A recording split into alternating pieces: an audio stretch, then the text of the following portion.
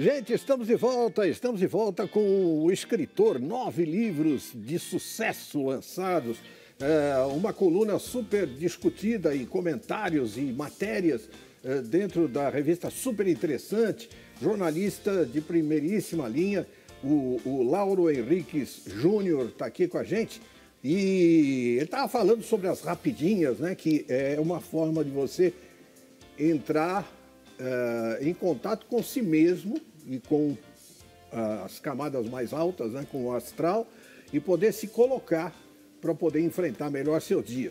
E eu queria saber o seguinte, você fez 9 livros, e esses que não são infantis, você tem acho que 3 infantis, é isso? Sim, isso. Tá, os outros são livros, né, para adultos e tal, né? Uhum. E você entrevistou várias personalidades, é isso? Isso.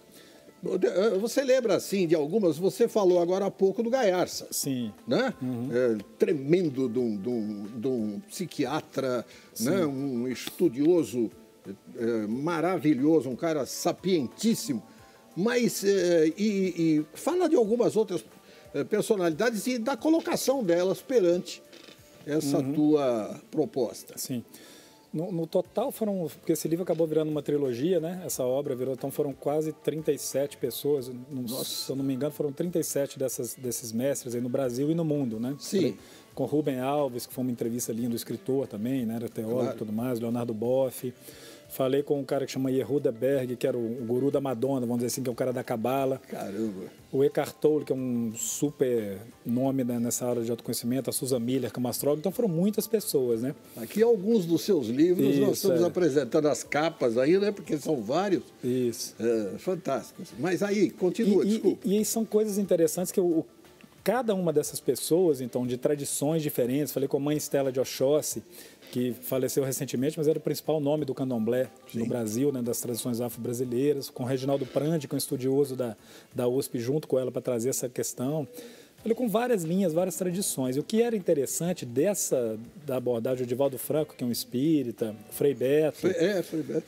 A Lia Disse, que é da Palas Ateno, foi muita gente. Então, assim, o interessante de cada um deles é que todas as tradições, elas não estão deslocadas da nossa vida. Quando você fala assim, o cara tem que ser iluminado para estar próximo do autoconhecimento, aí foi com o Leonardo Boff, isso é recentemente, ele lançando um livro dele sobre o trabalho com os indígenas. Então, assim, tudo que a gente traz para o dia a dia, Mãe Stella de Oxóssi, são ensinamentos, conhecimentos que são para ser aplicados no dia a dia. Isso foi legal de ver. Por exemplo, a Monja Cohen, que a gente falou mais cedo dela, quando eu marquei a entrevista com ela, foi uma terça-feira. Cheguei lá terça-feira para falar com ela e tal. Na hora da nossa conversa, cada pessoa, claro, é uma conversa diferente, mas com a Monja Cohen, o budismo também no Brasil, o budismo fala muito dessa questão do desapego e tudo. E com ela eu trouxe uma coisa que é um desafio para todos nós, por exemplo, o desapego de pessoas queridas que a gente tem. Então, uma pessoa que você perde um irmão, um pai ou uma mãe, é uma tristeza, uma dificuldade. Perda é terrível. Então, a gente lê isso, às vezes é fácil falar. Eu falei, Monja, mas como é que é essa história do desapego, assim, a gente fala das coisas, eu não tenho... um desapego de uma coisa é mais fácil. E uma pessoa, um ente querido, como é que é isso? Nessa hora, ela olhou para mim, a conversa estava leve, a gente super de bom humor, conversando, ela virou para mim, senhor Lauro, curioso você está me perguntando isso agora, porque o meu pai faleceu domingo, 2 dias antes. Meu Deus do céu. E eu não sabia, senão eu tinha até mudado a data da entrevista, né? Eu não sabia disso, não fiquei sabendo. Aí ela falou assim, meu pai faleceu, e ela continuou, naquele tom que a gente estava, ela falou, meu pai faleceu 2 dias atrás.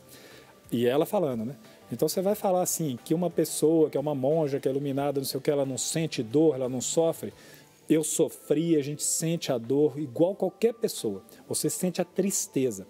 Agora, você não se apega àquela pessoa que fica, mas você também não se apega à dor que fica também a partir daquela pessoa, porque ela parte, deixa algo dela em você, igual ela leva também. E a gente conversando naquele bom maio, ela falou uma coisa assim para mim, assim, no olho, assim, ela falou assim, o mais importante de tudo, numa situação dessa, é o que é? Aí ela falou essa frase, para mim é uma das frases mais marcantes, assim, que foi ao longo do processo. Ela falou assim, o que é importante? É você procurar dar vida a essa vida na sua vida. Dentro de você. Dentro de você e na sua atitude. Por exemplo, ela fala, como é que era meu pai? Era uma pessoa generosa, uma pessoa de bom humor, que ajudava as pessoas e tudo. Aí ele morre, o que eu faço? Eu fico amargurado, fico lá chorando? Não.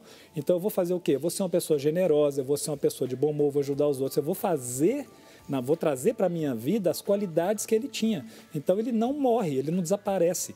Então, quando ela me falou aquilo, de uma pessoa que perdeu o pai 2 dias antes, ela falou com aquela profundidade daquilo, mas leve. Você via que ela estava absolutamente em paz com a situação e dando vida à vida do pai dela ali, na conversa, no dia a dia.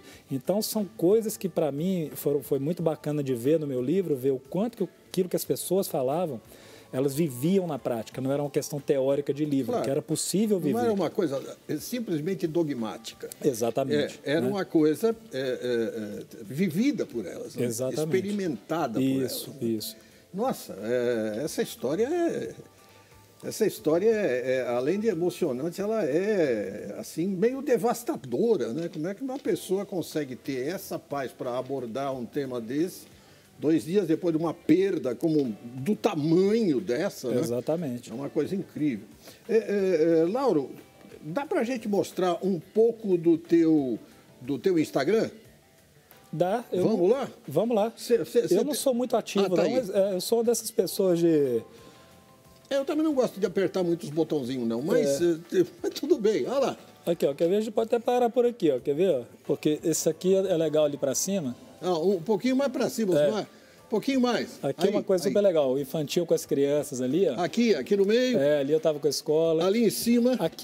Ali, esse outro infantil ali, que tem um ursinho vermelho ali, sim, que é uma coisa super legal que está acontecendo com meus livros infantis. Eles foram escolhidos por muitos programas de governo, agora o MEC voltou a fazer compra de livros e tudo. Bicho. Então, assim, distribui nas escolas, você vê aquilo tudo, assim, sabe? Acho que agora vai descer aí para outro esquema, outra coisa. É o Boldrin ali, né? É o Boldrin, quando ele fez a passagem, eu botei uma homenagem para ele. Lá em cima, quer ver? Volta lá em cima, por favor. Tem uma pessoa, até depois uma aqui? Pessoa, lá em cima mesmo. Mais em cima. Isso aqui eu tive agora, aqui, ó. Tava lá no meio, divisa do Brasil com o Peru.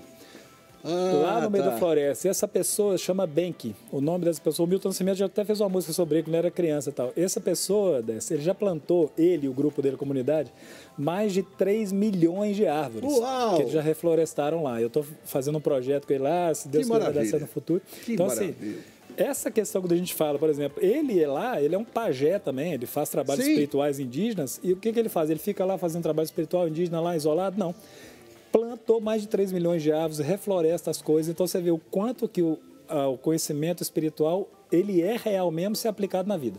Senão, tem que ser aplicado na prática. Senão, né? É uma coisa que não dá credibilidade. Como é que faz para entrar em contato com você, Lauro? Olha, o Instagram, embora eu use pouco, lá tem uma coisa de mensagem, né? Sim. Quem quiser falar, ali, entrar em contato. Né? Olha lá. Isso. Ali é o aí já o endereço dele, né? Sim. E, caro meu, eu estou em cima da hora, mas, poxa vida, está sendo um tremendo prazer te conhecer. Eu, infelizmente, não o conhecia. E tá batendo esse papo com você, porque você é surpreendente. Você tem umas coisas assim que... É como aquele negócio de pegar a cartola, tirar um coelho, depois um peru, sei lá, né? Uma porção de coisa dentro da cartola. E a gente fica meio pasmo, assim. Poxa, que cabeça maravilhosa, que visão surpreendente que você tem. Assim que você quiser, volte para a gente continuar esse papo com um pouquinho mais de tempo, né? Maravilha. E poder... Até eu saber de você como é que as crianças veem esse tipo de coisa, né? Quando leem os teus livros, que já estão traduzidos, inclusive, para outros idiomas e que estão atingindo aí uma área muito maior.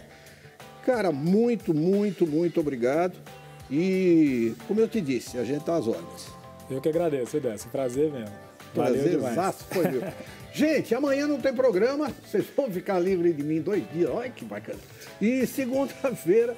Se Deus quiser, eu volto. Como eu costumo dizer, o que é? O diretor do programa, Ocimar, está me dizendo para avisar vocês que esse programa que nós acabamos de ter agora e que foi sensacional, né? com essa entrevista com o Lauro, e vai ser reprisado aqui na Rede Brasil às 9h30 da noite. Hoje, 9h30 da noite. Dá uma ligada aqui e nós estamos de volta, ok? E até segunda-feira, ótimo final de semana. Tchau.